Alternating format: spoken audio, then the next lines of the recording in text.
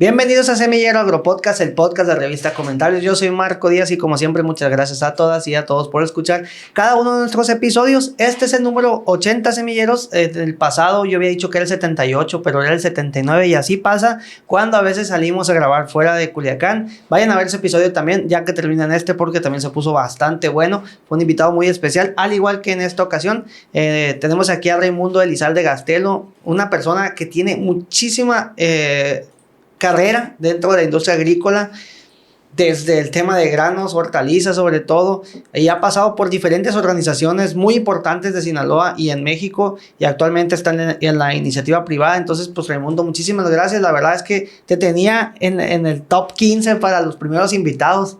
No fue en el 15, pero fue en el 80, así que bienvenido, muchas gracias. Muchas gracias, Marco, por la invitación.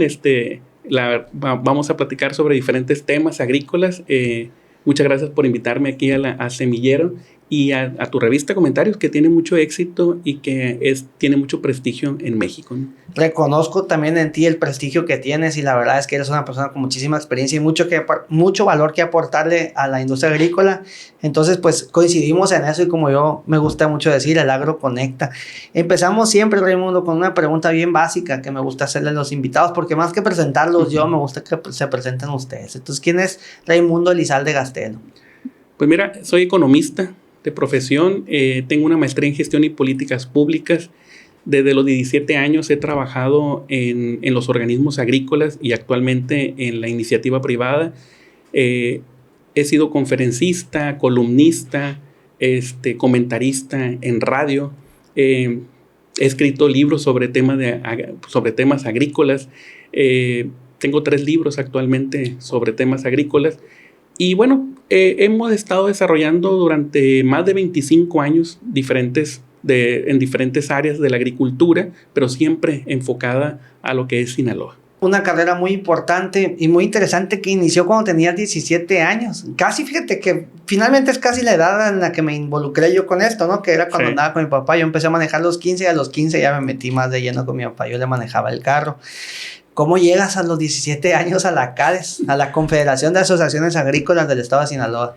Mira, las cosas a veces suceden por algún motivo y hubo una coincidencia muy interesante que me ayudó a incorporarme al sector agrícola. Hay 2 personas a las que le debo de agradecer poderme haber incorporado a la agricultura, y es Antonio Quevedo Susunaga y es el licenciado Mario Roldo Robles Escalante, ¿no? Uh-huh. Antonio Quevedo, que es un gran amigo, que lo conocí a los 17 años cuando yo era mesero en un café. Lo atendía todos los días. Mientras él escribía su columna, yo platicaba con él y intercambiábamos ideas. Y un día él me pregunta que qué voy a estudiar. Yo le dije que ya me había decidido por economía, que ya me había inscrito y que en agosto iba a entrar a la carrera. Él me dice, ¿sabes qué? Me dice, está muy bien, muy buena carrera, vas a desarrollar mucho tu potencial, me dice, con esa carrera. Qué bueno, adelante, me dice. Estábamos más o menos como en mayo.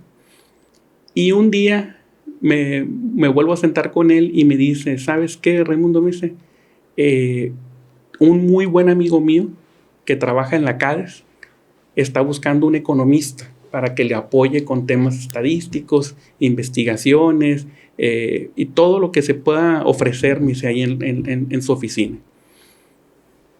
Antonio, le dije, pero yo no soy economista, le dije, o sea, ni siquiera he entrado a la universidad todavía. Tú no te preocupes por eso, me dice. Tú tienes potencial, me dice, ve con él y él te va a decir que si le sirves o no le sirves. Si él ve que no le vas a funcionar, pues te va a decir que no y ya. Y no pasa nada, me dice. Bueno, perfecto. Pero tienes que ir mañana, me dijo. Tienes que ir mañana porque le urge encontrar a alguien que le ayude. Perfecto. Voy al otro día a la CADES. Yo ni siquiera sabía qué era la CADES. Ok. Ni siquiera no había los medios de investigación que hay actualmente, que ahorita entra uno al teléfono e inmediatamente sabes lo que sea que necesites. En aquel tiempo, pues no. Entonces yo llego al edificio. Antonio me había dicho dónde quedaba el edificio. Llego muy temprano. Abrían a las 8. Yo llegué a las 7 de la mañana porque estaba muy interesado en saber. A las 7:30 llega una persona que era la que hacía el aseo ahí, y yo le pregunto, oye, le dije, ¿y aquí qué hacen? ¿Qué es esto? ¿Qué es la CADES? Y ya me empezó a explicar. Entonces, ahí entendí que estaba relacionado con la agricultura. El señor del aseo de la CADE. El señor del que aseo. Le gusta mucho bailar. Sí. Así lo identifico muy bien. Don Robert. Sí. Y ya llega el licenciado Robles más tarde, me pasan con él y ya entro, platico con él y me dice, ¿sabes qué, Raimundo? Me parece bien, no es muy complicado, yo lo que quiero es apoyo para poder llevar algunas bases de datos, de estadísticas, hacer algunas presentaciones y eso. Yo creo que lo puedes hacer. Perfecto, ¿cuándo empiezo? Ya, me dijo. El 1 de junio entras, me dice, que era la siguiente semana. Ah, perfecto. Entonces yo llego a mi casa y le digo a mis papás, ya tengo trabajo. Le digo. ¿Cómo que tienes trabajo? Sí, ahora trabajo en la CADES. ¿Y qué es eso? Pues, también ya me toca explicarles. Qué buena pregunta, ¿no? Por supuesto que en ese momento yo tuve que tomar una decisión importante en mi vida, que era lo que me iban a pagar en CADES era menos que lo que yo ganaba de mesero. Claro, las propinas. Entonces tenía que tomar la decisión si me iba por ganar lo que estaba ganando como mesero o ganar menos pero tener un potencial hacia futuro profesional. Y al final, en la cordura dije, voy a sacrificar a lo mejor parte de mi ingreso y me voy a enfocar en lo que sí me va a generar un futuro hacia adelante, ¿no? Uh-huh. Y lo que va a ser un respaldo importante para mí, una plataforma profesional. Y fue una decisión muy buena que tomé y sobre todo la vida, Dios me puso en un lugar adecuado para poder aprender, porque el licenciado Marioldo Robles no solamente es la persona que más sabe de horticultura en México, sino que además es un excelente maestro. Y de él aprendí muchísimas cosas. Como todos, cometemos errores, tenemos aciertos, pero definitivamente los aciertos profesionales que yo he tenido se los debo a sus enseñanzas, ¿no? Y los errores son parte del crecimiento de uno, ¿no? Claro, todos los hemos vivido. Yo te decía ahorita antes de iniciar, no les voy a platicar de qué, pero en su momento yo también me equivoqué y no fue hace mucho, ¿no? Sí. Pero lo importante es siempre reconocerlo, ¿no? Y aprender de eso. Te hace crecer al final de cuentas. Es como en el caso de mi papá, pues mi presente profesional se lo debo a él invariablemente, ¿no? Pero también imagínate culparlo también de mis detalles, ¿no? Pues de qué canijo, pero bueno, es parte de... Llegas a la CADES, luego te vas al CIDH, la Comisión de Investigación de Defensa de Hortalizas, y ahí también se deriva algo muy, muy importante y muy interesante como parte de tu carrera, Raimundo. Sí, ahí en la CIDH con el licenciado Marioldo Robles, empiezo a trabajar como analista económico primero. A los años me ascienden como jefe del Departamento de Investigación y Defensa, y ahí ya me hago cargo administrativamente de un campo experimental que tenía la CADES en aquel tiempo, que estaba junto a la Expo Agro. Ese campo experimental era muy importante para las compañías semilleras porque no había campos experimentales como lo hay ahora, que cada compañía tiene su propio campo experimental. Entonces utilizaban la plataforma de la CADES para mostrar sus mejores variedades. Todo el año trabajaban, ¿no? Y todo el año trabajaba, sí. Y durante la Expo Agro lucían esos cultivos. Los agricultores que asistían a la Expo Agro iban y veían las variedades. Se hacía un día demostrativo de campo en enero, en donde también se invitaba a todos los agricultores, se hacía un desayuno y se presentaban los resultados, principalmente temas de calidad y temas de rendimiento, que era lo que más le importaba al agricultor. Y lo importante era la reacción que tenían las compañías semilleras de que era una plataforma muy interesante, ¿no? Ya con el tiempo eso se fue perdiendo porque ya las compañías empezaron a hacer sus propias inversiones para hacer sus propios campos experimentales y ya eso dejó de tener de alguna manera relevancia, ¿no? Se dejó de hacer y yo creo que ahorita, a como está funcionando, se ha estado desarrollando bien. Algunas organizaciones como el INIFAP, como la misma Fundación Produce, las asociaciones de agricultores, hacen algún trabajo de validación de variedades porque siempre es importante una opinión imparcial sí. Que le pueda dar datos al agricultor y que pueda tomar mejores decisiones. Sí, me tocó ver esa evolución de la Expo Agro, me tocó ver la gran Expo Agro que todo el mundo recuerda en el campo del INIFAP. Sí. Recuerdo que había producción bajo agricultura protegida y la mantenían todo el año y sabía que era costoso para ellos incluso, y de ahí pues ya se salieron empresas que compraban enseguida, enfrente, sí, antes de llegar a la Expo Agro, pasando a la Expo Agro, y cada quien hace ahora su Demo Day, que así se llama, ¿no? Más adelante hablamos de esos temas. Pero bueno, eso es parte de, finalmente, CADES y las asociaciones agrícolas del estado marcaron la pauta porque era lo que quería consumir el productor, lo que quería ver en persona, ¿no? Uh-huh. Hoy lo ven en redes sociales, pero finalmente a la toma de decisiones pues es importante verlo en persona. Del CIDH te vas a Eleven Rivers. Hoy Veggies from México. Eleven Rivers, recuerdo, te lo platico, cuando lo estaban conformando, si mal no recuerdo y si no estoy equivocado, estaba Armando Borboa. Es correcto, sí. Estaba Armando Borboa como presidente de CADES. Que en paz descanse. Y inicialmente era como esta idea de hacer una certificadora, pero también una marca hacia el exterior, ¿no? Sí, de productores, exportadores y todo eso, ¿o estoy equivocado? Hay que recordar el origen de la situación, ¿no? En el 2008, recordarás que fue el problema de la salmonela en tomate, ¿no? Y se acusaba a México como ser el posible vínculo u origen de la contaminación en el mercado de los Estados Unidos, ¿no?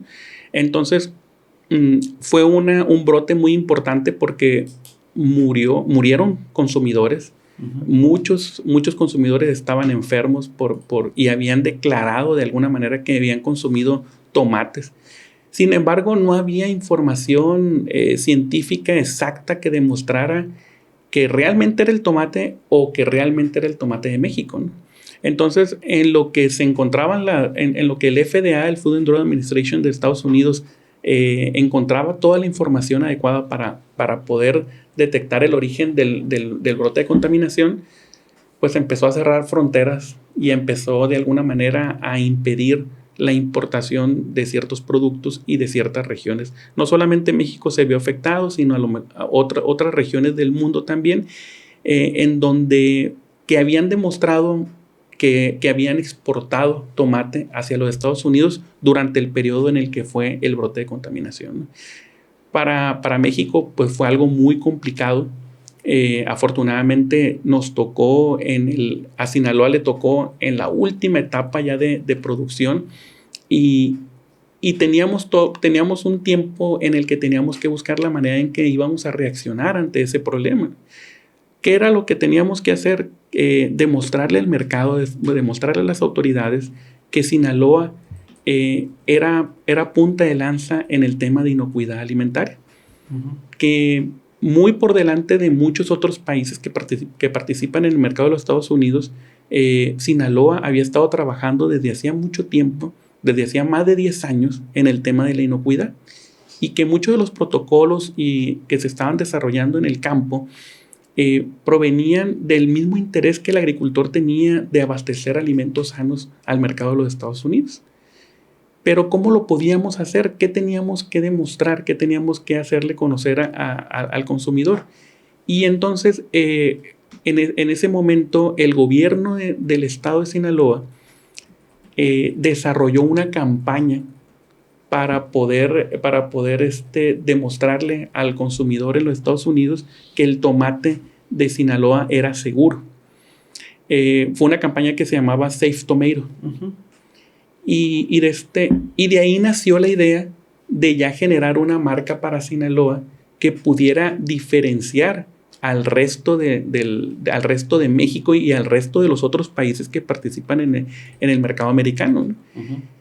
Y se tomaron muchas ideas, se analizaron muchos nombres, y una de las cuestiones más importantes era qué nombre se le puede poner a un programa que sirva como una proyección para el mercado de los Estados Unidos, sin que suene a algo muy regional y que el americano de alguna forma lo tome como algo propio, ¿no? Entonces se analizaron varios proyectos, varias propuestas, varios nombres, y en algún momento Eleven Rivers fue el que tuvo más aceptación por parte de los consumidores americanos. Para eso se hicieron encuestas en diferentes ciudades de los Estados Unidos, en retail, en McDonald's, en todas las áreas de consumo de las hortalizas en fresco. Se consultaron consumidores y el nombre que tuvo, por así decirlo, mayor aceptación fue el de Eleven Rivers, ¿no? 11 Ríos. Y actualmente pues ya evolucionó. Que también está padre. Está muy padre, sobre todo siguiendo la línea de los aguacates, ¿no? Avocados from México. Avocados from México y ahora Veggies from México. Es algo que tiene... Todo evoluciona y creo que este programa evolucionó para bien, ¿no? Fíjate que ese tema de una marca hacia el exterior, aquí lo hemos discutido, lo hemos platicado con algunos invitados, algunos de ellos incluso los conoces, el propio Yorgo, sí. El caso de éxito de Avocados from México, la colocación comercial del aguacate mexicano durante el Super Bowl es algo impresionante. Si no han escuchado, leído la historia, les recomiendo que busquen en Google. Aquí tengo alguna información. Fue una jugada magistral del hoy presidente de Avocados from México. Y todavía a la fecha yo me sigo cuestionando por qué no seguir ese camino con otras verduras, hortalizas o frutas mexicanas. Creo que también los mangueros hacen alguna labor de marketing hacia el exterior. Y lo más complejo de ese marketing, Raimundo, y estoy seguro que vas a coincidir, es que además lo tropicalizan, ¿no? Como la entrevista es más que me hicieron en Veggies from México, la tropicalizaron al inglés, ¿no? Y incluso la lees diferente. Yo creo que hasta si la lees en inglés, la lees hasta con más feeling, ¿no? Sí. De la tropicalización. Desde el inicio, este proyecto nació para atender al consumidor americano, ¿no? Entonces, por eso es que desde el inicio, toda su comunicación, sus boletines, las noticias que publica, todo ha sido en los dos idiomas, precisamente para que el consumidor, las distribuidoras, la gente que está en los stakeholders del mercado, estén pendientes de lo que hace Veggies from México, ¿no? Una de las cosas que en su momento fue muy importante, fue haber desarrollado un protocolo propio, un esquema regulatorio propio para Eleven Rivers, que era un esquema regulatorio que era mucho más complejo y sobre todo llevaba un nivel de cumplimiento del agricultor más allá de lo que eran los esquemas comerciales. Uh-huh. Y eso fue lo que le dio en su momento reconocimiento entre los mismos agricultores y entre los técnicos agrícolas, que decían, es que si yo cumplo con el esquema regulatorio de Eleven Rivers, cumplo con cualquier otro esquema. Sí, exacto. Y ese esquema nos tocó presentarlo ante la EMA, ante la Mexicana de Acreditación, y logramos que hubiera un reconocimiento de la EMA para este esquema, bajo la norma 17.360, y es algo que fue muy, muy importante en su momento, ¿no? ¿Cómo un economista, Raimundo, muda de... O sea, iniciaste sin ser profesionista todavía en CADES, pero luego mudas al tema de hortalizas en campo y estos análisis económicos, defensa de las hortalizas hacia el exterior en Estados Unidos, que te decía, sí. Una portada de una revista del Comité Estatal de Sanidad Vegetal que me llamó mucho la atención. Ya se había venido la bronca del tomate y luego ahora van contra los pepinos. Sí. Lo escribió Aaron Hernández, digno y todo reconocimiento de mencionarle, porque fue una gran labor. Esa revista, también dicho sea de paso, después me tocó a mí editarla. ¿Cómo un economista se planta al frente de un proyecto como Eleven Rivers? Es algo que también es digno, ¿no? No te puede llevar el campo, ¿cómo te lleva de una cosa a otra? Porque esos son niveles ya altos, ¿no? La defensa de las hortalizas no es cualquier cosa. Sí, es correcto, porque al final de cuentas la Comisión para la Investigación y Defensa de las Hortalizas es un campo tan rico de enseñanzas, no solamente por quien lo dirige actualmente, sino porque todos los problemas que están relacionados con los horticultores van y caen ahí. Uh-huh. Temas de exportación, temas de legislación interna, de legislación internacional, temas relacionados con el clima, todos los problemas que pueda tener el agricultor que le impidan o le reduzca las capacidades para producir, comercializar, distribuir y exportar, todos van y caen en la CIDH, ¿no? Entonces, todos los días estás aprendiendo cosas nuevas. Por ejemplo, lo del bioterrorismo, que en su momento fue una grave amenaza para el tema de las hortalizas de exportación de México, fue un tema que también tuvo que liderar la CIDH en su momento para evitar que se convirtiera en un problema. En el momento en el que el gobierno de los Estados Unidos, después del atentado del 11 de septiembre, detecta que las hortalizas o los alimentos que pasan por sus canales de distribución se pueden convertir en un foco de contaminación intencional para poder enfermar a sus ciudadanos, establece toda una normatividad nueva totalmente en la que pone ciertos protocolos que pudieran de alguna manera restringir las importaciones de otros países como México. Entonces, ¿qué tiene que hacer el exportador mexicano junto con las organizaciones agrícolas? Tomar todas esa legislación nueva, difundirla, asumirla, buscar cómo cumplirla para que el agricultor no tenga ningún problema, ¿no? Entonces, así como eso, todos los años siempre ha habido algún detalle que nos ha dado mucha experiencia y que le ha dado mucha experiencia a los agricultores. Aquí yo he escuchado a algunos agricultores, amigos que han estado contigo en el podcast, que todos los años se aprende algo nuevo. Totalmente. Todos los años hay algo que tenemos que superar y que tenemos que brincar para poder continuar la siguiente temporada. Fíjate, tanto así que ahorita estamos con el tema de los aranceles. Te digo que tengo un grupo de WhatsApp de la revista Comentarios. Pasa mi número de celular, el 6674291919. Yo sé que lo escuchan. Y incluso alguien estaba compartiendo cuánto está ahora sí que cobrando para cruzar una carga de mango por el tema de los aranceles del 25%. Y todos los años se aprende algo nuevo. Ahora, hasta en ese tema, es un dineral. Y es algo que el productor no veía venir, ¿no? Yo creo que por eso también es bueno valorar las asociaciones agrícolas. Son las que te acompañan en esta experiencia, ¿no, Raimundo? Fíjate, en la Comisión para la Investigación y Defensa de las Hortalizas me tocó hacer un estudio que me lo encargó el ingeniero Juan Haberman cuando él era presidente de la CIDH. Él asumió la presidencia de la CIDH después de terminar su periodo como presidente de CADES. Órale, no te he identificado eso. ¿Sí? Entonces, ya cuando él estaba como presidente de la CIDH, él dice, oye, está creciendo mucho la producción de hortalizas en el resto de México. Algo está pasando, tenemos que ver qué es lo que está sucediendo. Tenemos que ver cómo están evolucionando, si son una amenaza para nosotros o no. Entonces, haz un plan, Raimundo, para ver cómo podemos hacer ese análisis, ¿no? Y lo que hice en ese momento, como no existía tanta información digital como hay en estos momentos, toda la información se tenía que sacar de campo.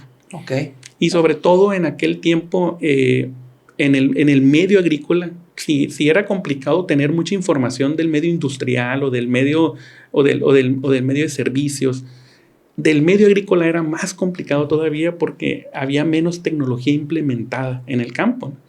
Entonces no queda más que ir estado por estado y recorrer los 32 estados de la República, hablar con las organizaciones de cada estado, con la gente de gobierno de cada estado, con los principales productores de cada estado y hacer un análisis completo para ver cuál es la situación. Me tardé más o menos como un año en recorrer todo el país. No manches. Y luego no todos los estados están igual de organizados, pues. A eso iba porque a eso va mi comentario, porque empezaste con el tema de la importancia de las organizaciones. Hay estados como por ejemplo Veracruz, que tiene cerca de 3,000 organizaciones agrícolas. No manches. Imagínate el nivel de fragmentación que hay de la organización, que no le permite tomar una decisión importante a nivel estatal. Aquí en Sinaloa, con sus más de 90 años de operación de la CADES, que nació en 1932, es un ejemplo a nivel nacional de organización. con las 10 asociaciones que tiene a nivel estatal, 11 con la nueva que está en Mazatlán, Río Presidio. Del Río Presidio, de alguna forma se busca tener un frente común para los problemas que tiene el agricultor. Y eso ha sido uno de los grandes éxitos de Sinaloa. Sí, totalmente. En aquel momento, cuando hicimos todo ese trabajo, escribimos un libro que se llama Evolución de la oferta hortícola de México. Okay. Evolución de la oferta hortícola de México y planteaba información de los últimos 10 años. Y al final la conclusión era que Sinaloa se estaba quedando estancado y que el resto del país estaba creciendo mucho. Órale. Y aunque en ese momento el resto del país estaba creciendo más en el periodo donde Sinaloa no participaba, que era en el primavera-verano. Pero con el desarrollo de los invernaderos, prácticamente todos los estados de la República ya tenían producción de hortalizas. Sí. Y se estaba convirtiendo en un problema hacia el mercado nacional. Porque, por ejemplo, estados como Guerrero, como Yucatán, que iban a la central de abastos de México. Chocan las estaciones. Que iban a la central de abasto de la Estrella ahí en México, en Iztapalapa, perdón, en el DF. Ahí se abastecían. Sinaloa abastecía al mercado de abasto de Iztapalapa y ellos surtían al resto de los estados. De ahí se generaba una distribución. En el momento en que cada estado empieza a tener su propio centro de producción de hortalizas, dejan de ir a comprar a la central de abasto. Y ahí es donde muchos agricultores empezaron a trabajar en la complementariedad de su ciclo y empezaron a poner estaciones de producción, campos de producción en otras regiones de México para poder abastecer a sus compradores durante todo el año. ¿Esto lo identificaron entre el 2013 y el 2018 entonces? Antes de yo creo que fue más o menos durante el periodo de Felipe Calderón, por ahí. Okay. Porque fue antes de Eleven Rivers, pues. Sí, fue antes de Eleven Rivers, porque en ese periodo de Felipe Calderón, del expresidente Felipe Calderón, hubo una detonación muy importante de proyectos de invernaderos a nivel nacional. Los agroparques. Por los apoyos que el gobierno federal estaba dando para poder establecer los agroparques. Sí. Y los clústeres hortícolas. Sí, ¿no? Sí, bien ubicado. Entonces ahí se desarrollaron proyectos muy importantes, por ejemplo, como el de Tula en Tamaulipas, el de Sandia en Nuevo León, el de Nayarit, por ejemplo. Querétaro también, ¿no? Querétaro, en fin, en todas partes empezaron a desarrollarse y a florecer los centros de producción de hortalizas en invernadero, y eso se convirtió en una competencia muy importante para Sinaloa. Afortunadamente, Sinaloa ha podido superar y desarrollar mucho más que las limitaciones que se le han puesto tanto por el mercado como por la propia competencia que hay a nivel nacional e internacional, y se ha podido mantener en el mercado. Y una de esas estrategias fue precisamente hacer un cierre completo del año para poder abastecer a sus compradores. Los que no han logrado por el tamaño y por la situación de la inversión y la operación, sí se han visto todavía en temas complicados para sobrevivir en la industria aquí en Sinaloa, Raimundo. Pequeños y medianos productores, ¿no? O sea, chocan las producciones con otros estados y se complica, ¿no? Tiene mucho que ver, pues, la agricultura protegida. Pero también sucede en casos como, por ejemplo, la cebolla, ¿no? Al final de cuentas, crecemos en producción, pero sí la está sufriendo la agricultura en este tema, ¿no? ¿No crees? Sí, al final de cuentas, entre más pequeño eres, menor economía de escala puedes hacer, ¿no? Okay. Y el incremento de los costos de producción te genera te genera que seas más vulnerable ante los problemas que puedas enfrentar, ¿no? Ya no hay tantos tontazos como antes, ¿no? De que un año de oro le decían cuando el tomate valía bastante y ya no es tan común, ¿no? El productor en ocasiones añora eso y también lo espera, ¿no? Y yo creo que ya son como 4 o 5 años que no se ve la horticultura así tan fuerte económicamente para Sinaloa, vamos a decirlo. Hasta ahí porque es el contexto que tengo. Complejidades, ¿no? Toca ahí meterle tecnología y cabeza y creatividad. Aparte de Avocados from México y el tema de los mangos también se impulsa mucho la marca de las berries producidas en México, ¿no? Sí.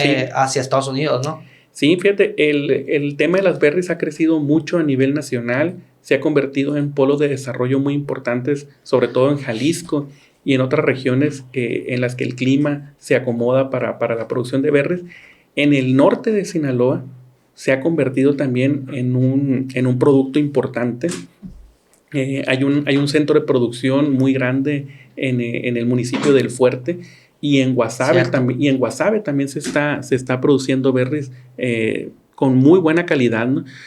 Aquí la tecnología es lo que va desarrollando la agricultura, el desarrollo de nuevas variedades que son resistentes a los climas más cálidos como el de Sinaloa, ha permitido que otras regiones de México puedan producir berries, ¿no? Y hay un mercado muy grande todavía, un potencial de mercado y de demanda muy grande en Estados Unidos que aguanta que pueda seguir creciendo el tema de las berries en México. Sí, es un buen negocio. $7,000 comentaba un productor. Es el costo de cruzar una carga de mango ahorita por los aranceles del 25% que impuso el presidente de Estados Unidos, Donald Trump. Un tema también que prende el foco y apenas nos está cayendo el 20, ¿no? Empezó el 4 de marzo de ayer. Ayer es un tema muy complejo porque al final de cuentas es un tema que no solamente le va a pegar a los agricultores de Sinaloa, sino que también le va a pegar al consumidor americano. Sí. Porque al final de cuentas ese costo se lo tiene que incrementar el agricultor al consumidor final, a la venta que le va a hacer a su distribuidora, y su distribuidora, cuando lo venda al retail o lo venda al supermercado o lo venda a la cadena de comida rápida, lo va a tener que reflejar de alguna manera ese precio, ¿no? ¿Cuál es la complicación más importante? Que la producción con la que nosotros competimos, con la que compite Sinaloa, que es Florida principalmente, ellos sí pueden vender, por el tema del dumping al tomate, ellos sí pueden vender a lo mejor por debajo de ese precio. De esos 25%. Del precio mínimo que establece el acuerdo de suspensión, más el 25%, más o menos te da como 10.40. Significa que cuando el mercado esté en 8.50, en 9, en 10, ellos pueden seguir vendiendo y nosotros ya no. Es la caja. ¿Mande? La caja de 25 libras, es bien. Correcto. Y aquí no tiene una producción suficiente Florida para abastecer el mercado. Se le va a acabar eventualmente y los compradores van a voltear al producto de México, ¿no? Eso es inevitable, ¿no? Y también Estados Unidos queda vulnerable a que si por X o Y Florida tiene un problema de producción, pues también, ¿no? Eso es la soberanía alimentaria, pues es lo mismo que nos pasa con el tema del maíz en México, ¿no? Así es. Y el gobierno tiene que ser muy inteligente para saber cómo responder ante estas amenazas, porque tal vez lo peor que nos puede suceder es aplicar la ley espejo, ¿no? Sí. Si empezamos a establecer aranceles hacia Estados Unidos, nos va a golpear doble, porque entonces imagínate que le pongan el arancel del 25% a los fertilizantes, a la semilla, a los insumos que tiene que ocupar el agricultor, pues entonces sus costos se van a incrementar muchísimo más. Sí, estamos en un proceso de incertidumbre muy fuerte. La verdad es que cuando salga este episodio yo espero que esto se haya compuesto de alguna forma. Esperemos que sí. Pero la presidenta Claudia anunció, si no me equivoco, medidas espejo para el sábado. Creo que va a ser el domingo. El domingo va a ser ahí un anuncio. Y pues vamos a ver qué pasa. Esto no es más que incertidumbre que impacta directamente al sector primario, a la industria y bueno, pues vamos a ver qué pasa. Y la bolsa de valores baja y el tipo de cambio fluctúa, no porque tengan la seguridad el inversionista de que las cosas van a salir mal, sino porque no hay seguridad de lo que va a suceder. Es el nervio, pues. Exactamente, la incertidumbre es lo que mueve los mercados. Cuando sucede algo y hay una certeza total de lo que va a suceder, el mercado se va ajustando de manera gradual. Pero cuando se mueve de la forma en la que se está moviendo el día de hoy, por ejemplo, antier, cuando se anunció que iba a empezar el tema de los aranceles, el peso se fue a 20.90. Uh-huh. Y ayer bajó a 20.50. O sea, es mucha la variación de un día para otro. Entonces, las declaraciones políticas van moviendo los mercados y eso nunca es bueno. Sí. Eso nunca es bueno porque entonces generan incertidumbre a los empresarios, como en este caso a los agricultores, ¿no? Aparte, Raimundo, volviendo al tema con lo que estábamos antes de empezar con el tema de los aranceles, que es lo que está sí. Ahorita en boga. Recorriste 32 estados de la República. ¿Qué estado te llamó la atención? ¿Qué cultivo te llamó la atención? Digo, más allá de Veracruz y lo fragmentada de sus organizaciones agrícolas, que no tenía idea y que de hecho de allá es mi familia paterna.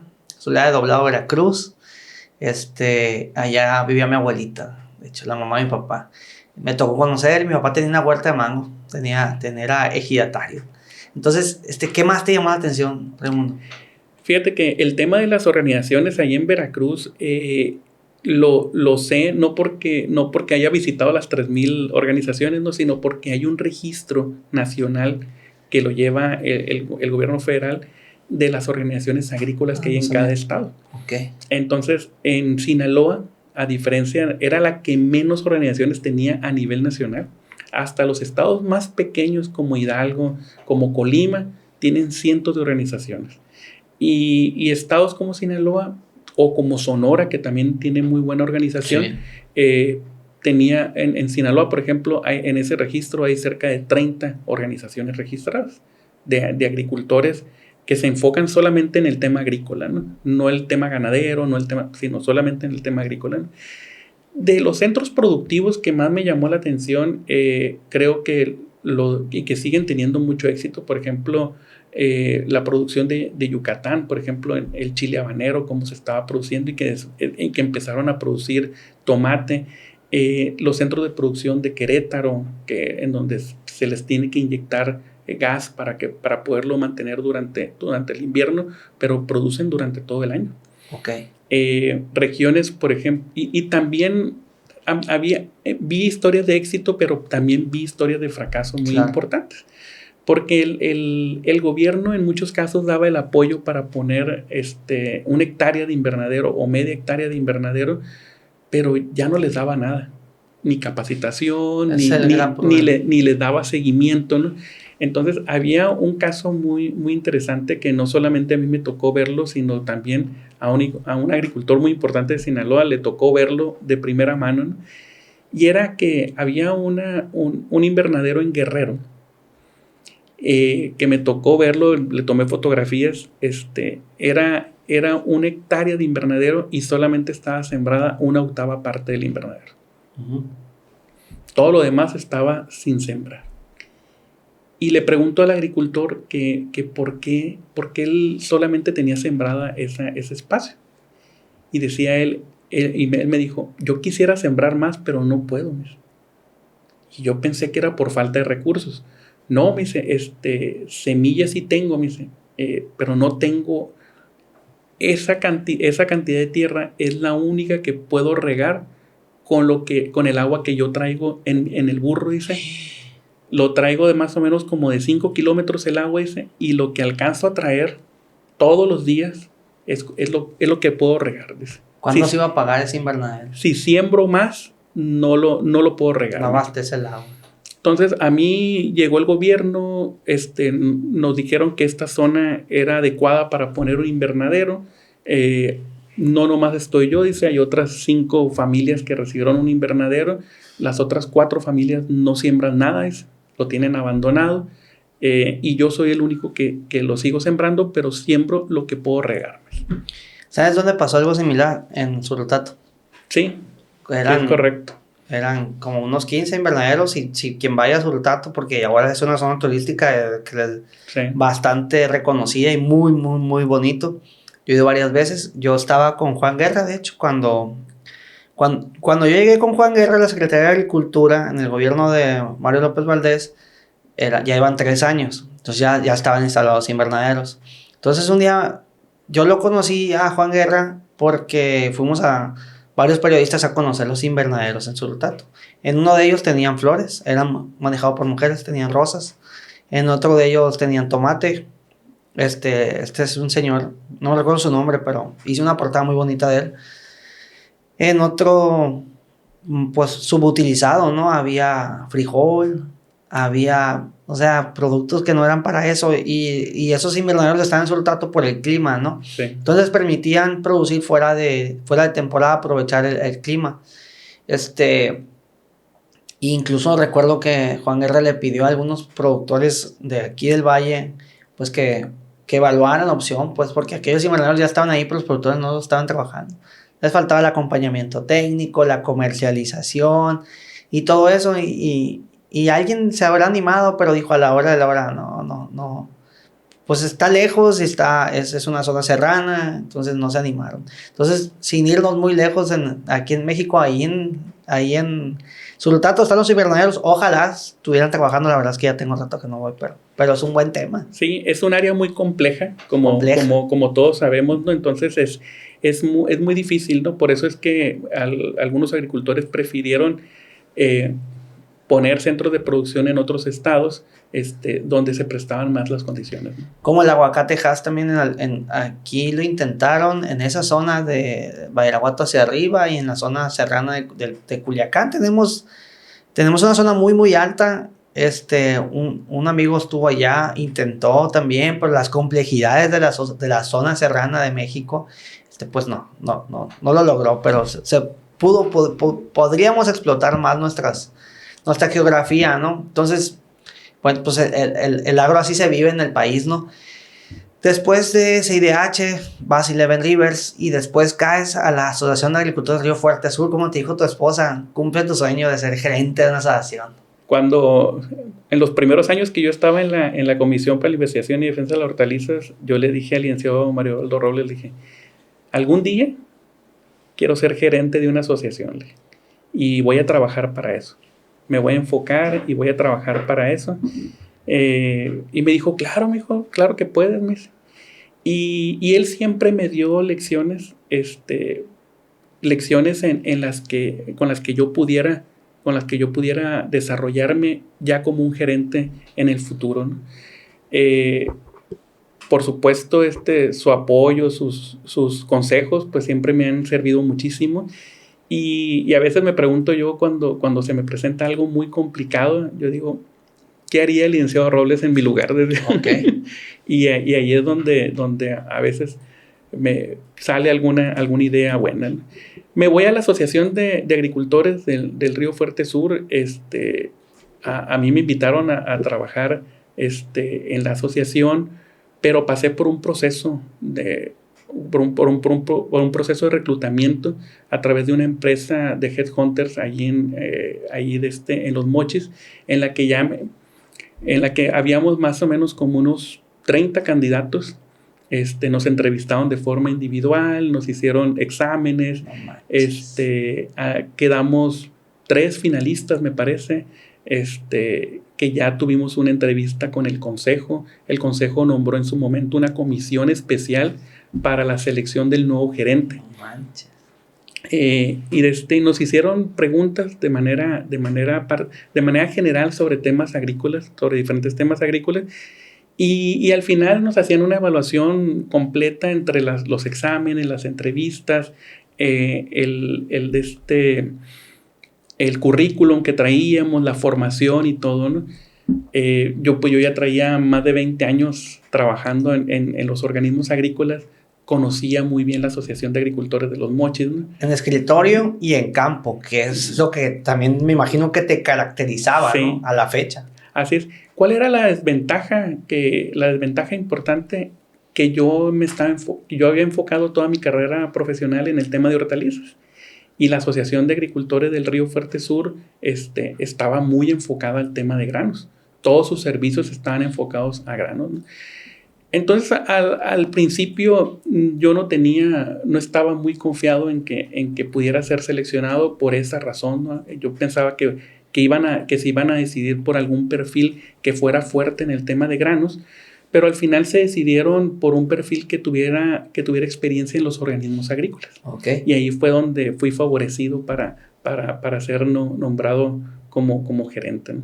Que finalmente, te decía y lo repito, ¿no? El agro conecta, ¿no? O sea, hay gran diferencia obviamente de granos, hortalizas en muchísimas cosas, Sí. pero estás en la industria y parte de esto yo creo que es conocer el feeling del agricultor, ¿no? Del productor en general.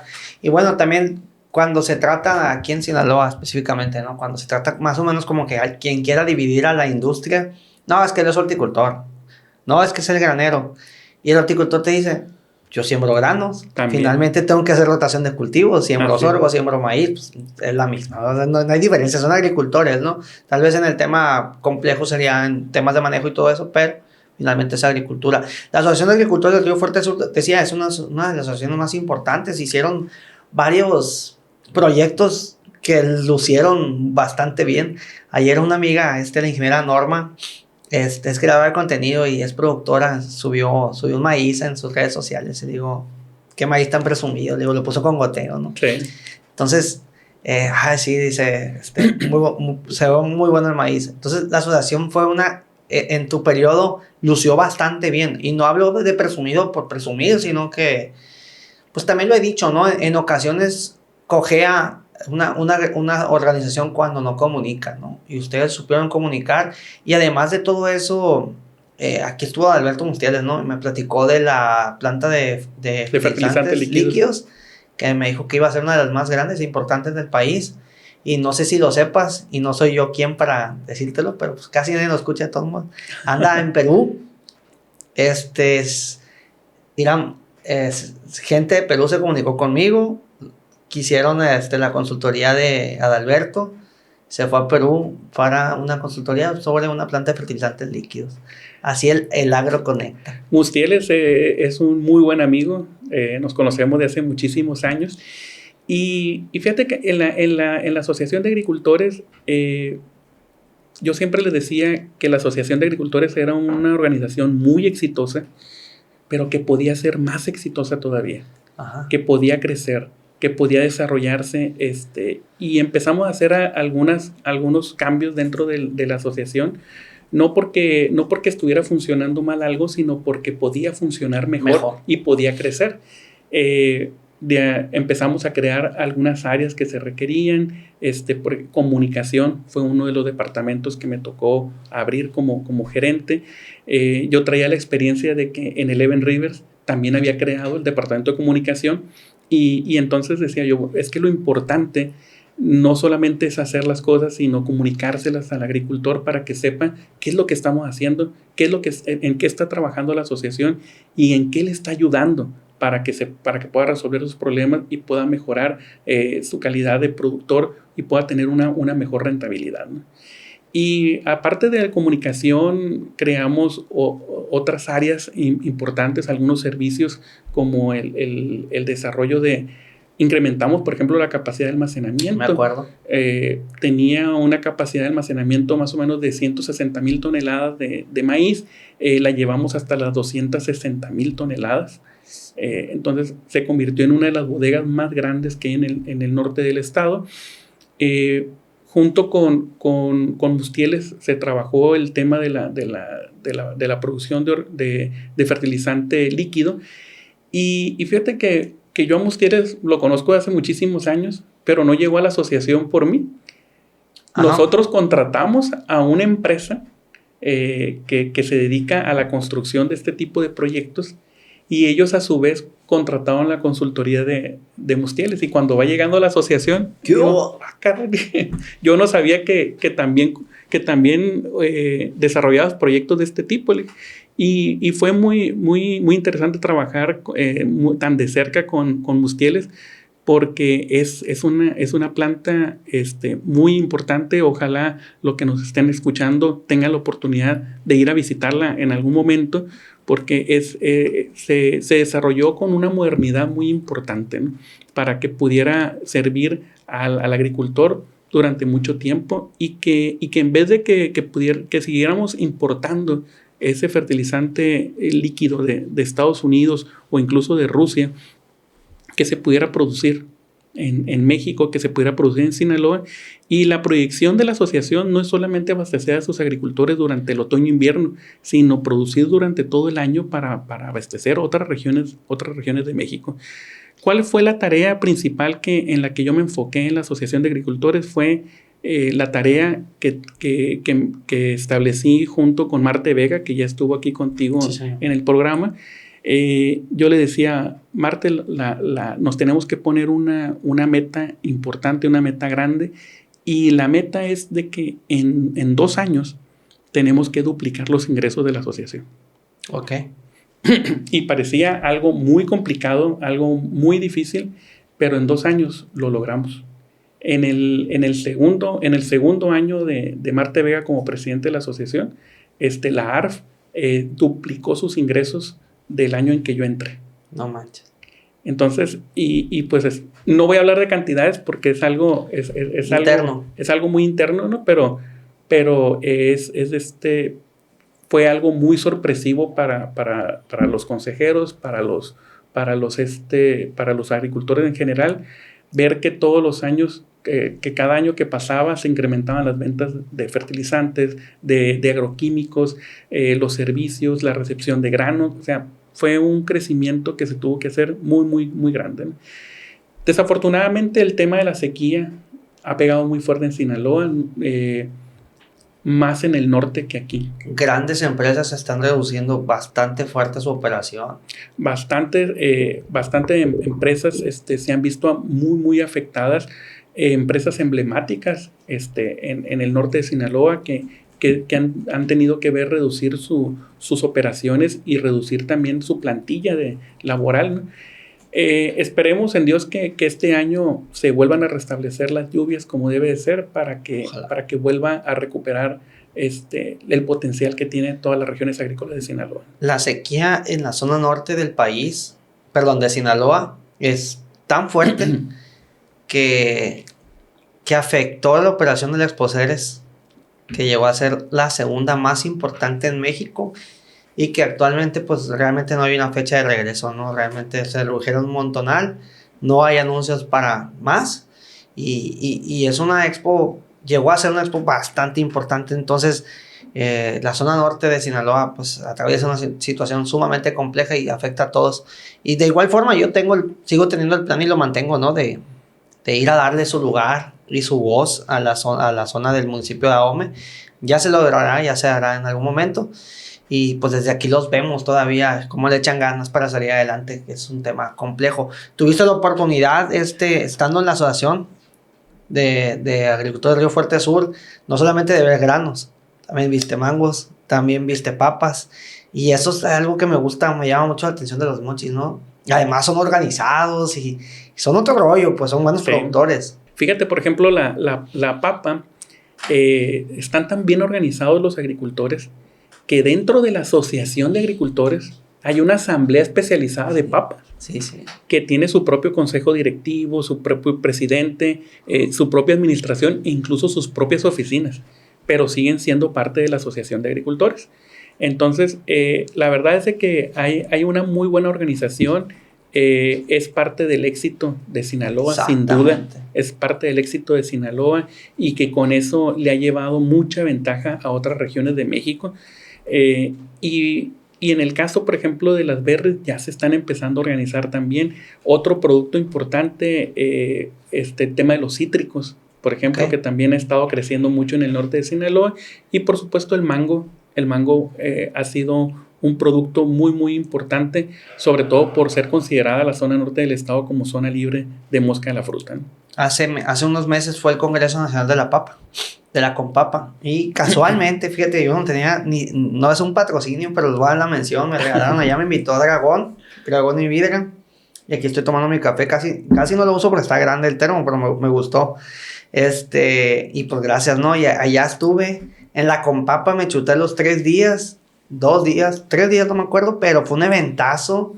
Y la verdad es que no es un evento multitudinario, pero es un evento para productores de papa, ¿no? Y vino gente de todo el país a la ciudad de Los Mochis. Fue un eventazo, la verdad. Esas son las cosas que a mí me impulsan como para querer grabar allá en Los Mochis. Yo sé que se valoran en algún momento, Raimundo. Y ahora vamos al meollo del asunto, ¿no? A la actualidad, al presente. Corbel Seeds, platicamos tú y yo ahí en Expo Agro Sinaloa 2025. Sí. Me dio gusto verte ahí y te dije, oye, me dio gusto, te vi en LinkedIn, que estás en Corbel Seeds. Sí, estoy de director. A ver, platícame ahora sí, Raimundo, porque ese día no platicamos tantísimo.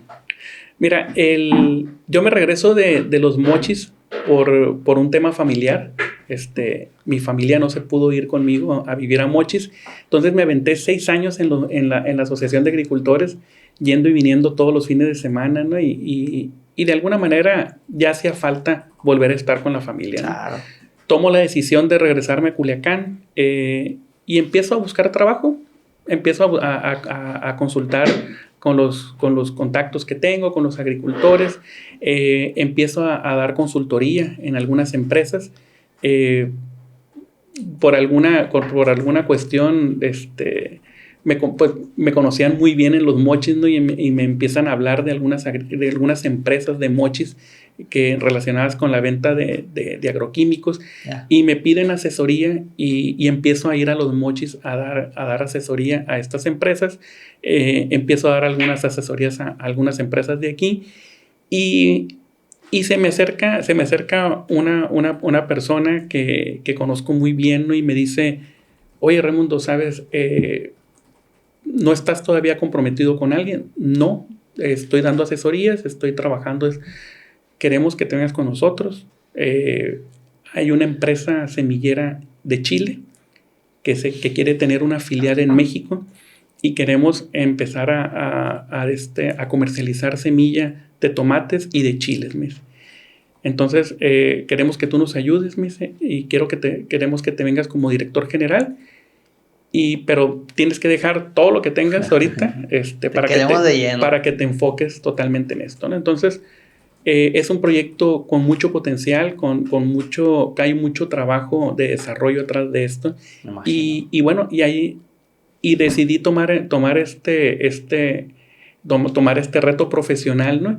Y hasta la fecha se ha venido desarrollando muy bien. El desarrollo pues lleva tiempo y lleva trabajo, lleva mucho esfuerzo. Corbel Seed, junto con la empresa que se desarrolla desde Chile, tiene campos experimentales en Brasil, en Chile, en Florida, en California, y tiene aquí en México, en Culiacán y en Jalisco. Okay. Entonces, desde estos campos experimentales se prueban miles de variedades de tomate y de chile para poder encontrar las que mejores se adapten a las necesidades de los agricultores y que de alguna forma puedan responder a las condiciones climatológicas y a las condiciones fitosanitarias de cada región, ¿no? ¿Qué tipo de chiles son los que tienen? Tenemos tanto de chile bel como de chiles picosos. Chiles picosos prácticamente todos, jalapeños, caribes, paprika, húngaro, en fin, ¿no? Tenemos una gran variedad de chiles picosos y de chile bel de todos los colores, desde el naranja, amarillo, púrpura, mini bel, así es, en fin, los chiles dulces, los mini sweets, en fin, hay una gran variedad en los tomates. Todas las variedades de tomates, prácticamente en todos los colores que se comercializan, tomates bola, Roma, grape, cherries, Marmander, San Marzano, en fin, tipo cóctel, de prácticamente todos los colores, ¿no? Amarillo, el rojo tradicional, pero también hay rosa, también hay jaspeado. En fin, hay una oferta muy, muy grande y ahorita ya en el verano vamos a empezar a trabajar ya con algunos agricultores cooperantes para empezar a probar algunas variedades ya en sus campos agrícolas para que vean el desarrollo que puedan tener y el potencial que pueda presentar, ¿no? En México están en fase de desarrollo. Sí. No están en fase comercial todavía. Todavía no. Todavía no estamos en ese proceso, pero ya muy pronto vamos a estar en el mercado, ¿no? Es la parte bonita y compleja a la vez, ¿no? Sí. O sea, he tenido la oportunidad de colaborar para varias empresas, ¿no? Como obviamente como un externo, ¿no? En los servicios que damos nosotros. De publicidad, creación de contenido. Hoy le llaman creación de contenido, pero ya lo dábamos desde antes de todos modos. Y quienes colaboran o trabajan en el área de desarrollo de cada empresa de semillas, se parten, todos se la parten, ¿no? Obviamente, sí. pero es un trabajo. Y luego es estar en campo, pues esa parte a mí me gustó mucho verla, ¿no? Raimundo, desde tu punto de vista, ¿qué retos enfrenta el productor de hortalizas? Yo sé, digo, a las hortalizas hablamos de un mundo, ¿no? ¿Qué retos observas tú más fuertes y también qué les demanda el productor en cuanto a genética? Mira, los retos más importantes que tiene el agricultor ahorita actualmente, en general, no solamente los horticultores, tiene que ver con el cambio climático. Ese es el problema más importante que hay actualmente, el tema de la sequía. Entonces, de alguna manera, genéticamente tenemos que ir buscando desarrollar variedades que sean más tolerantes a las condiciones climatológicas adversas, ¿no?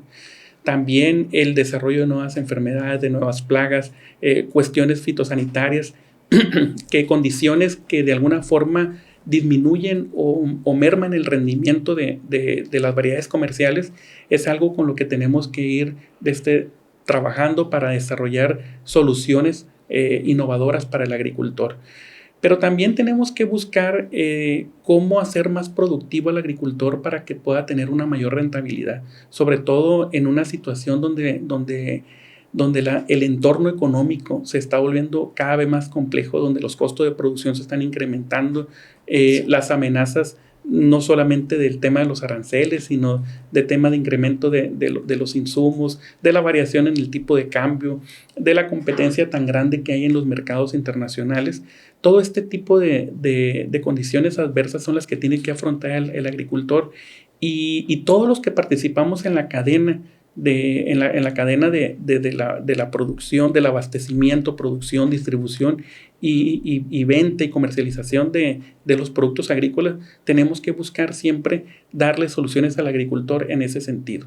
Mayor adaptabilidad a las condiciones climatológicas, mayor tolerancia a las condiciones fitosanitarias y buscar una mayor rentabilidad para el agricultor. En esto nos tenemos que enfocar para poder que el agricultor pueda sobrevivir en el mercado y pueda de alguna manera mantenerse a pesar de todo lo que está sucediendo alrededor, ¿no? Que la variable de la genética no le afecte tanto, ¿no? Es correcto. Quítale un problema, pues. Que al final de cuentas la variedad que seleccione le sirva para poder producir con calidad y con volumen. Sí. Y que ya se tenga que enfrentar al resto de los problemas que tenga que enfrentar, ¿no? Que si el agua, que si la gente, que si la comercialización, que son un montón de cosas, ¿verdad? Pero es más fácil enfrentar las condiciones adversas que se presentan teniendo una muy buena producción que si no tienes una buena producción. No, totalmente. Yo tengo un amigo que tiene chiles, tiene tomate y este año por la sequía, él siembra aquí en el Valle de Culiacán. Le mermó la producción, ¿no? Por la secazón, por el agua salada, la baja calidad del agua por el pozo. Tuvo que replantar hasta que se cansó, ya hasta que dijo ahí tuvo. Y le bajó la producción y se le complicó por todos lados, ¿no? Uh-huh. Son retos que apenas puedes ver en el campo, que apenas puedes ver platicando con productores en años tan complejos como Y el año pasado decía, no, pues el dicho, ¿no? La agricultura son 100 lecciones, una por año. Y él les decía el año pasado, vale por 2. No, hombre, pues el 25 también vale por 2. Oye, ya le adelantaron 4 años en 2. Yo creo que hay una frase que todos los años se repite y que dicen, este año es el más complicado que hemos enfrentado. Pero viene el año siguiente y volvemos a decir la misma frase, es el año más complicado que hemos enfrentado, ¿no? Y en la Asociación de Agricultores de Los Mochis nos pasaba mucho con el tema de la comercialización de maíz. Todos los años decíamos, no, es que no ha habido otro año como tan complicado, ¿no? Desafortunadamente así se está comportando el mercado, así se está comportando el sector agroalimentario y nos tenemos que adaptar. Pero yo creo que aparte de la organización, la otra causa del éxito de Sinaloa es precisamente el tesón de sus agricultores. Sí. La forma en la que afrontan esos problemas y los resuelven y salen avante a pesar de las condiciones adversas. Ese es otro de las formas en las que Sinaloa ha tenido tanto éxito, ¿no? Y hay creatividad, y hay persistencia, y hay valentía. Me gusta mucho esa palabra en cuanto a agricultura. Es de valientes sembrar en un ciclo como este, es de tomar decisiones, es de valientes, y el agricultor invariablemente lo es, pues. ¿Por qué es tan difícil la agricultura? Porque en cualquier otro negocio tú inviertes y sabes cuánto vas a obtener a cambio. Tú abres un café o abres un restaurante, abres una industria de automóviles, lo que sea, y tú dices, voy a invertir tanto, voy a vender mi producto a tanto y voy a ganar tanto. Si se presentan otros problemas en el camino, pues es algo diferente, ¿no? Pero en la agricultura, el agricultor siembra con esperanza. Cierto. Siembra con esperanza porque no sabe cuánto va a producir, no sabe de qué calidad va a producir, no sabe cómo lo va a comercializar ni a cuánto lo va a vender. Pero siembra con la esperanza de que este sea el año bueno. Ciertamente, Raimundo. Pregunta totalmente fuera de lo que estamos platicando, pero me gusta. ¿Tomate o jitomate? Depende de la región agrícola del país en la que te estés refiriendo. Del occidente hacia abajo, la gente dice jitomate, y del occidente hacia arriba decimos tomate. Nosotros decimos tomate, y en el sur, muchas veces cuando escuchan la palabra tomate, ellos piensan que se está refiriendo al tomate verde, que es el tomatillo que nosotros conocemos, y ellos allá no lo conocen como tomatillo, lo conocen como tomate verde, ¿no? O tomate de cáscara en algunas regiones, ¿no? Entonces, las dos formas son correctas, nada más hay que fijarnos en qué región estamos, ¿no? El tomatillo, tronatillo, qué año tan complejo y te decía, el año pasado pues les fue bien, ¿no? Y este año de tiro estuvo complejo. Sí, el tomatillo, la verdad que es muy, muy sensible a las condiciones climatológicas, y le ha tocado años muy complicados, muy difíciles, en donde prácticamente no han podido cosechar nada, ¿no? Como lo decía Javier Godoy en el episodio 69 justamente, ¿no? Un buen año o un mal año no define tu carrera como agricultor, como decías tú, ¿no? Hay que también evaluar y valorar por lo menos 5 años atrás, ¿no? Qué tan bueno fue y qué tan bien o mal te fue, y de ahí haces un promedio y ya pues tomas tus decisiones, ¿no? Y esa lección que la aprendí de los mismos agricultores, me tocaba platicarla, por ejemplo, con los gerentes regionales de los bancos.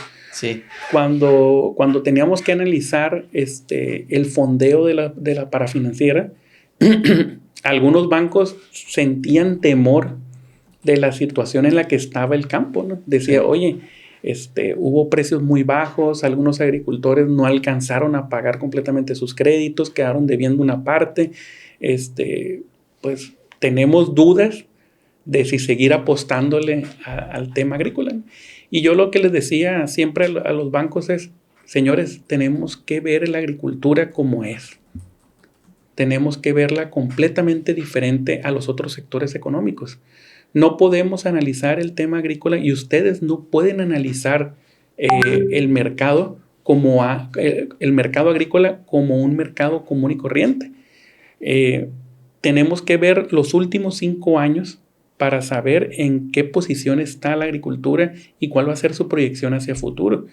Y lo entendieron de esta manera, ¿no? Y dijeron, tiene razón, o sea, no lo podemos evaluar como evaluamos a los otros sectores económicos, donde todos los años es muy determinante si es para bien o para mal, y si van a poder continuar en el negocio, ¿no?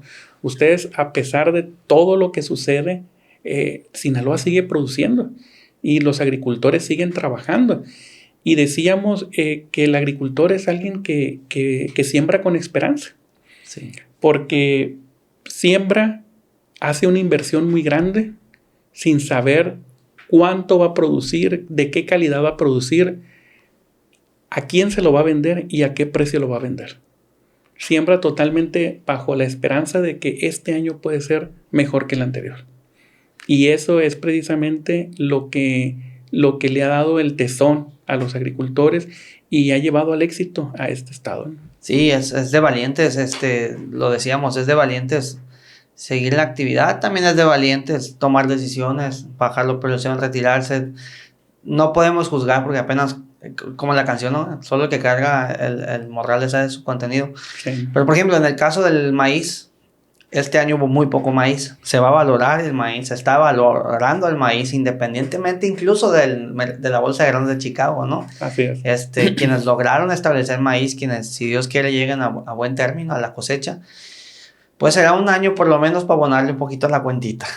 Esperemos que así sea, ¿va? Esperemos que así sea. Se prevé una producción de menos de 3 millones de toneladas. Todavía analizando los posibles rendimientos que pueda haber en las cosechas, hay algunas personas que dicen que pudiéramos tener una cosecha máximo de 2.5 millones de toneladas, lo cual es la mitad de lo que realmente produce Sinaloa, o menos de la mitad, ¿no? Y hay un mercado regional que se tiene que abastecer y que probablemente se va a tener que abastecer a precios un poquito más altos. Ahorita, por ejemplo, se está vendiendo a 6,700 más o menos la tonelada, y la realidad es que apenas si cubre los costos de producción, más todos los costos que conlleva el almacenamiento desde la cosecha anterior hasta estos momentos, ¿no? No, sigue sin ser negocio todavía para los agricultores. Esperemos que se mejore. Hay que agregar el tema de que quien pudo sembrar 10 hectáreas de maíz tuvo que haber dejado a lo mejor 5, 6, 7 sin sembrar, o con un garbanzo con humedad, ¿no? Que tampoco se dio bastante bien porque no hubo la suficiente humedad para sembrar. Entonces tienes razón, también le encareció la producción al productor de maíz.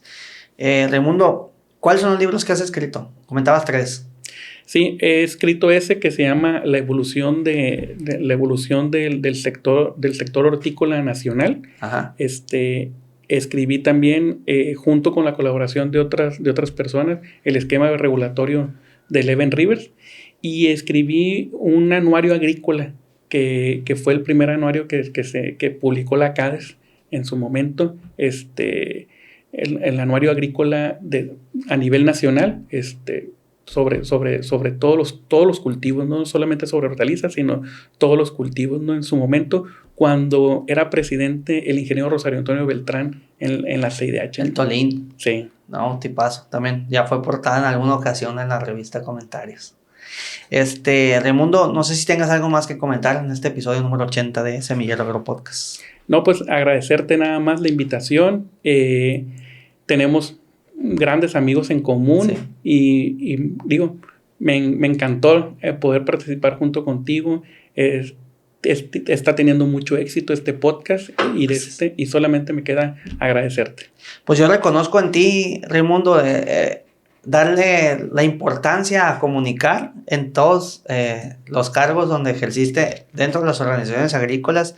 Seguro estoy que también harás un gran trabajo en Corbel Seeds.